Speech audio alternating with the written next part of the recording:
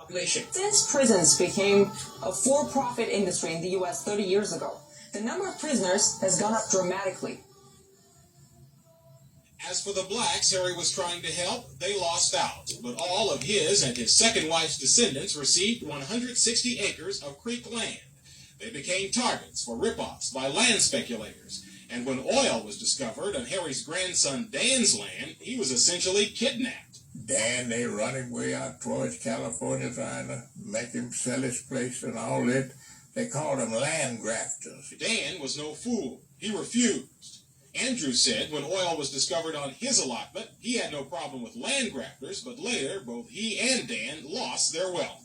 That's when they got Dan Tucker. The banks went busted and cleaned our ass out.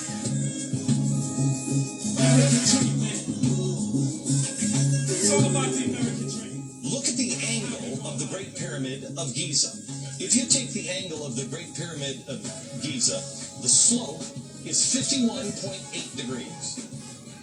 Let's go back to the earthworks. If you measure the line that goes straight through the center of the structure, right here, and then you go true north, it's 51.8 degrees. That angle is exactly the same angle as the pyramids of Giza. It is the same math, the same calculations as ancient Egyptians. Let me show you one more connection. In 1860, David Wyrick, he's a guy who surveyed the Newark earthworks. He was digging into a mound near those earthworks, and he found a wooden coffin made of oak. They opened up the coffin and found a skeleton of a man holding a little box. It was about 8.10 inches in size. The box had been cemented shut here. This, by the way, is sitting in Ohio. Well, he opened up the box and he found a little man inside, a little black stone. They took it to scholars and they looked at it. The man seems to be carrying something, and there's writing here at first they couldn't recognize. The writing is, they thought in 1860, some sort of Hebrew.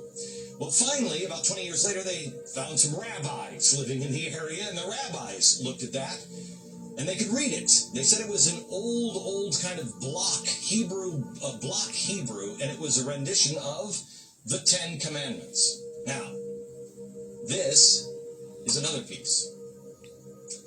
Block Hebrew. They said they'd never seen anything like it. Mainstream archaeologists at the time called this a hoax. But then in 1900, or just about after 1900, in Israel, they found the same block-style Hebrew writing. Mainstream archaeologists still dismiss the findings. They found it in Israel.